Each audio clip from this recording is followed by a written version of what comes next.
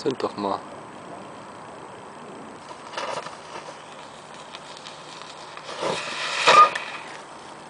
Ist ein bisschen schnell verpufft.